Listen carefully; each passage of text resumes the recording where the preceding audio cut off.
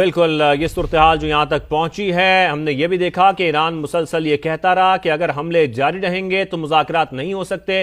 और फिर हमने ये भी देखा कि पहले अमेरिका ने हमला किया जौहरी तंसीबात पर, फॉर्दो न्यूक्लियर प्लांट पर ईरान के, और उसके बाद इसराइल ने भी अपने हमले जारी रखे। ऐसे में ईरान मुसलसल यही कहता रहा कि अगर हमले जारी रहेंगे तो मुज़ाकरात नहीं हो सकते। और जब उनके जौहरी प्लांट पर, जौहरी तंसीबात पर हमले कर दिए गए अमेरिका की जानिब से, तो फिर ईरान ने यह ऐलान किया कि अब हम इसका भरपूर जवाब देंगे, सख्त जवाब देंगे। अमेरिका हमारे सख्त जवाब का इंतजार करे। और आज हम ये देख रहे हैं कि ईरान ने इसका भरपूर जवाब दिया है और जो अमेरिकी अड्डे हैं उनको निशाना बना है।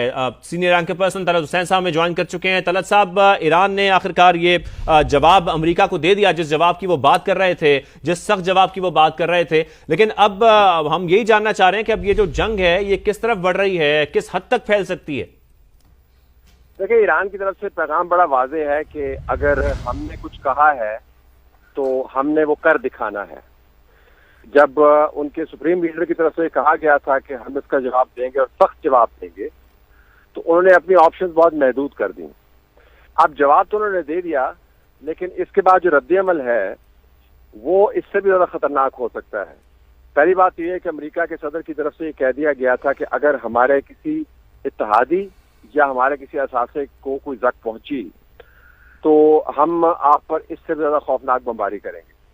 और मैं उसको रूल आउट नहीं करता हूं कि अब अमेरिका की तरफ से जवाब जो है अगले चंद घंटों में अमलन आ जाए, अगर ये हमला ईरान की तरफ से खत्म होता है। दूसरा जो इसका बड़ा मसला है कि जो इत्तेहादी जिनके यहाँ पर एयर बेसिस हैं वो OIC के मेंबरान भी हैं और वो ईरान को इसराइल के मामले पर लफ्जी ही सही सपोर्ट करते रहे हैं।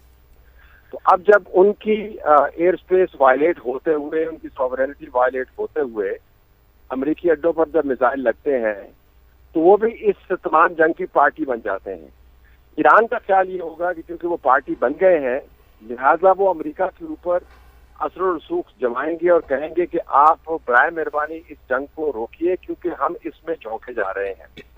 अमेरिका की कैलकुलेशन ये होगी कि क्योंकि इत्तेहादी उसके साथ है, वो उसके अंदर झोंके जा रहे हैं, तो वो अब अमेरिका के साथ मिलकर ईरान को आइसोलेट करेंगे।